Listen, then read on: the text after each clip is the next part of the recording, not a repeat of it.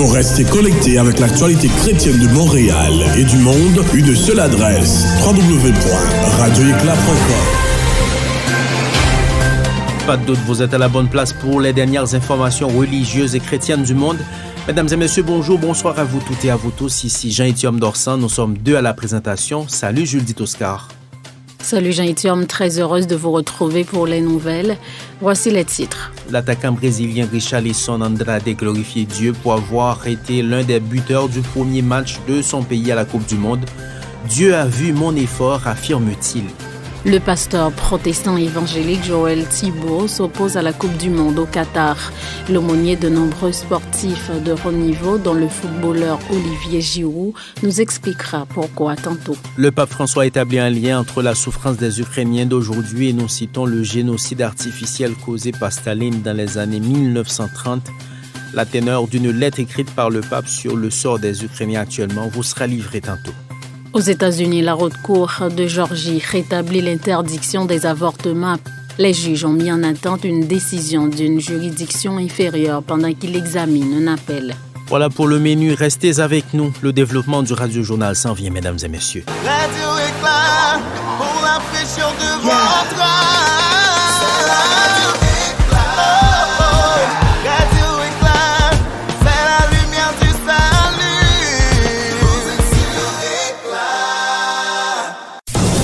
Nouvelles de première main. Radio Éclat. Partout pour vous informer. Merci pour votre fidélité. Le Radio Journal en détail. Coupe du monde de football, l'attaquant brésilien Richarlison de Andrade ne cache pas sa foi en Dieu.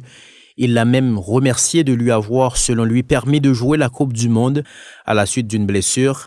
Annie Silmêtre s'est intéressée à ce sujet. On l'écoute. La participation de l'attaquant Richarlison de Andrade était incertaine en raison d'une blessure.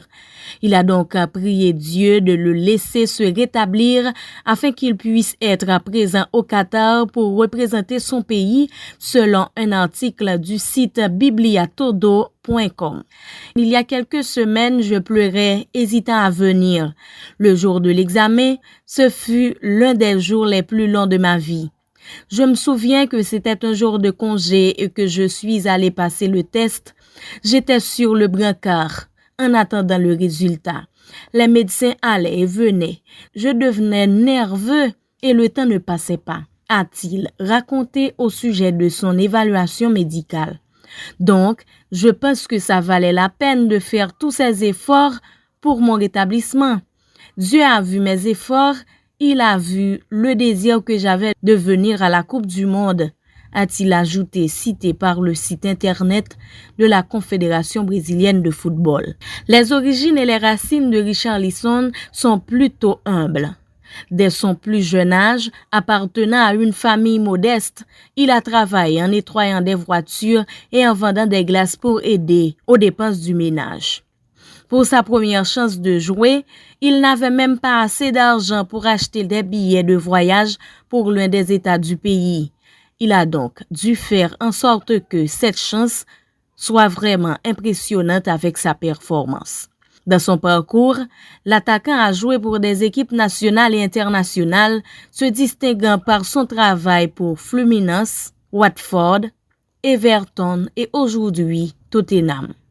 Annie Silmêtre, Radio Éclat International. Toujours dans le domaine du foot, le pasteur Joël Thibault boycotte la Coupe du Monde au Qatar. Il est pourtant l'aumônier de nombreux sportifs de niveau professionnel, dont le joueur français Olivier Giroud. Plusieurs raisons justifient sa décision. Il les explique au micro de RCF Radio. Alors, j'ai décidé de boycotter cette compétition pour plusieurs raisons. Celle évoquée du fait du nombre de morts, d'accidentés sur les chantiers, l'esclavagisme quelque part qu'il y a, l'exploitation des ouvriers vulnérables qui viennent d'autres pays, la manière dont cette Coupe du Monde a été attribuée, la corruption est révélée, il va y avoir des procès, que cette Coupe du Monde à la base devait être jouée en été et finalement a été déplacée en hiver. Il y a cependant un impact écologique aussi. Et puis, ce qui m'interpelle, c'est la question des libertés de culte, libertés religieuses aussi dans ce pays. Au classement de Porte Ouverte, l'ONG concernant l'Église persécutée, le Qatar est arrivé à la 18e place, juste derrière la Chine. Donc ça doit nous interpeller aussi sur la situation des chrétiens qui sont là-bas. Changement de cap, nous sommes cette fois en Ukraine. Dans une lettre publiée le 24 novembre, le pape François décrit, nous citons, une mer de mal et de douleur se référant au peuple ukrainien à l'approche de Noël. Il n'y a pas un jour où je ne suis pas proche de vous et où je ne vous porte pas dans mon cœur et dans ma prière. Votre douleur est ma douleur, écrit le pape. Nous vous proposons ce résumé de Marie Duhamel de Vatican News. Il n'y a pas un jour où je ne vous porte pas dans mon cœur, dans ma prière. Votre douleur est ma douleur. Dans la croix de Jésus, je vous vois, assure le pape dans cette lettre. Sous le rugissement des explosions, les puits de missiles, chaque jour, le long de vos grands fleuves, coulent des rivières de sang et de larmes. Et à tous, le pape veut exprimer sa proximité. Aux enfants tués, blessés, orphelins ou déportés, à la douleur incalculable des mères, aux épouses privées de mari, aux jeunes privés de leurs rêves d'avenir, aux anciens jetés dans la nuit noire de la guerre. François salue le travail des volontaires, des pasteurs, des solidaires, et prie pour les autorités à qui incombe le devoir de gouverner en ces temps tragiques et de prendre des décisions clairvoyantes pour la paix et le développement de l'économie pendant la destruction de tant d'infrastructures vitales. L'audace et le courage du peuple ukrainien sont mentionnés, un peuple noble et martyr, un peuple privé d'électricité aujourd'hui, malgré la rudesse du climat. À l'approche de Noël, leur premier en temps de guerre, François leur rappelle la force de la prière. Dans la nuit sombre de Bethléem, une lumière arriva de Dieu. Que le Seigneur comble les justes attentes de vos cœurs, qu'il guérisse vos blessures et vous donne sa consolation, a conclu François. Toujours en Ukraine, la police et les services secrets ont effectué des fouilles dans des complexes monastiques vieux de plusieurs siècles. Des interventions qui font suite à des soupçons selon lesquels certains clergés de l'Église orthodoxe seraient en connivence avec la Russie. N'est-ce pas, Jean-Étienne Dorsan? La fouille a été effectuée par les services de sécurité et la police au monastère de Picherslavra. Il s'agit de l'un des sites orthodoxes les plus vénérés de Kiev. Le service ukrainien de contre-espionnage et contre-terrorisme a indiqué que les agents avaient fouillé plus de 350 bâtiments religieux au total. Ces perquisitions touchaient aussi un autre monastère, un diocèse dans la région de Rivne, à 240 km à l'ouest de Kiev. Une semaine avant, le service connu sous ses initiales ukrainiennes SBU a accusé l'évêque de notre diocèse d'activité pro-russe après avoir perquisitionné les locaux de l'église. Les enquêteurs auraient trouvé des documents qui justifieraient l'invasion russe, rapporte Religion News. Le SBU a déclaré que cette action s'inscrivait dans le cadre de son travail, nous citons, systématique de lutte contre les activités subversives des services spéciaux russes en Ukraine. Les chrétiens orthodoxes constituent la plus grande population religieuse d'Ukraine, mais ils ont été divisés selon les lignes qui font écho aux tensions politiques liées à la défense de l'indépendance de l'Ukraine et à son orientation occidentale. Pourtant, la Russie continue de revendiquer l'hégémonie politique et spirituelle dans la région. De nombreux dirigeants orthodoxes se sont exprimés avec ferveur en faveur de l'indépendance de l'Ukraine et ont dénoncé l'invasion russe. Mais les récentes perquisitions montrent que les autorités soupçonnent des lieux tels que la Laure de Pinchers d'être le nid des sentiments et d'activités pro-russes. Ce site est classé, rappelons-le, au patrimoine mondial de l'UNESCO et vénéré comme le berceau du monachisme orthodoxe dans la région. Jean-Étienne Dorsan, Radio Éclat International. Le temps de respirer, il sera question de la décision de la Cour suprême de Géorgie qui a rétabli l'interdiction de l'avortement après 6 semaines. Nous vous revenons tout de suite après. Radio Éclat pour la fraîcheur de votre âme. Radio Éclat, c'est la lumière du salut. Vous êtes sur Éclat. Radio Éclat. Radio Éclat. Pour éclairer le monde. Nouvelles de première main. Radio Éclat. Partout pour vous informer. Merci pour votre fidélité. Bienvenue à la seconde partie du journal. Aux États-Unis, la Cour suprême de Géorgie a rétabli la semaine dernière l'interdiction de l'État d'avorter après environ 6 semaines de grossesse, ce qui met brusquement fin à l'accès aux avortements ultérieurs qui avaient repris quelques jours auparavant. L'interdiction est annulée le temps d'examiner l'appel. Suivez ce papier de Nelson Joseph. Dans une ordonnance d'une page, les juges ont mis en attente la décision d'un tribunal inférieur. Ils ont ainsi annulé l'interdiction pendant qu'ils examinent un appel.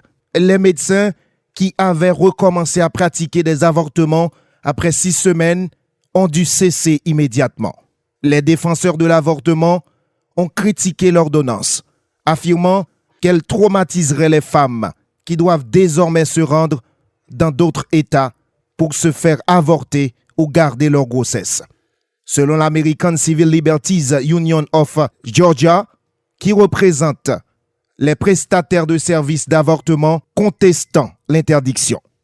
Les femmes qui attendaient un avortement dans les bureaux des prestataires ont été refoulées. Il est scandaleux que cette loi extrême soit de nouveau en vigueur quelques jours seulement après avoir été bloquée à juste titre, a déclaré Alice Wang, avocate du Center for Reproductive Rights. Elle représente également les plaignants dans cette affaire. Ce ping-pong juridique, nous citons, sème le chaos chez les prestataires médicaux qui tentent de faire leur travail et chez les patientes qui doivent maintenant chercher frénétiquement les services d'avortement dont elles ont besoin. L'interdiction de la Géorgie est entrée en vigueur en juillet dernier, après que la Cour suprême des États-Unis a annulé l'arrêt. Elle interdit la plupart des avortements dès qu'un battement de cœur humain détectable est présent. Dans sa décision, le juge Mark Burney a déclaré que le timing avant que la Cour suprême des États-Unis annule l'arrêt rendait la loi immédiatement invalide.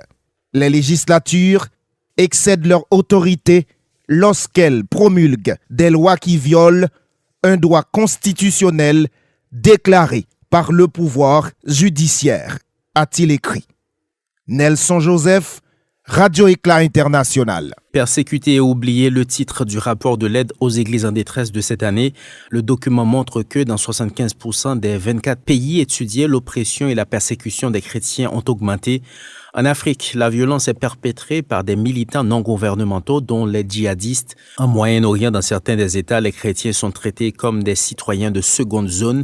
Nathalie Chambon est chargée de communication de l'AED. Elle brosse le portrait de la situation au micro de nos collègues de la RCF Radio. Je vous prends l'exemple notamment du Nigeria. Entre janvier 2021 et juin 2022, il y a plus de 7600 chrétiens au Nigeria qui ont été assassinés. La violence, elle est multifactorielle. C'est un manque de l'État qui, effectivement, ne fait rien contre la montée du djihadisme, contre le trafic en tout genre. Mais ce sont malheureusement les chrétiens qui souffrent de cette situation. On est aussi très inquiet en Corée du Nord ou en Chine. Il y a bien sûr l'Afghanistan avec le retour des talibans qui appliquent une charia très très stricte. Et puis notre rapport s'appelle Persécuter et oublier, parce que je vais vous parler d'un pays dont on ne parle pas, c'est les Maldives. Tout le monde pense que les Maldives c'est vraiment une île paradisiaque, mais c'est un pays qui est musulman à 100%, où un non-musulman ne peut pas devenir citoyen. Tout est interdit. Aucune Bible, aucune messe. Il y a vraiment des peines de prison qui sont inspirées par la charia, qui vont de l'emprisonnement à la flagellation, la lapidation et l'amputation des mains. La branche canadienne de l'aide aux églises en détresse s'est réjouie de l'implication de plus de paroisses et de cathédrales au Mercredi Rouge. Il s'agit d'une initiative mondiale d'illuminer des églises catholiques à l'occasion de la publication annuelle du rapport de l'AED sur la persécution des chrétiens dans le monde. De plus en plus de paroisses, de cathédrales, d'écoles et de groupes participent au Mercredi Rouge au Canada. C'est une excellente nouvelle, déclare Marie-Claude Lalonde, directrice nationale de l'aide à l'Église en détresse Canada. Et ça tombe bien car malheureusement la persécution religieuse contre les chrétiennes et les chrétiens ne s'est jamais autant intensifiée, déplore-t-elle sur le site de l'institution. Nous sommes au terminus du Radio Journal. Merci de l'avoir suivi. Cette production de Radio Éclat est coordonnée et montée par Nelson Joseph sous la supervision de Jean-Étienne Dorsan. Les informations de ce Radio Journal sous forme d'articles multimédia sont disponibles sur notre site internet www.radioéclat.com. Cette émission et toutes les autres jeudis sont relayées par une vingtaine de stations de radio, dont Radio Brillance, Radio Jérusalem, Radio Latibonite et Radio Constance. Sur Radio Centre-Ville, vous nous écoutez sur le 102.3 FM à Montréal tous les mardis et jeudis à partir de 15h. Jules-Dite Oscar Dorsan et Jean-Étienne Dorsan étaient à la présentation. Salut Jules-Dite. Salut Jean-Étienne, et à bientôt. Au revoir. Pour rester connecté avec l'actualité chrétienne de Montréal et du monde, une seule adresse, www.radioéclat.com.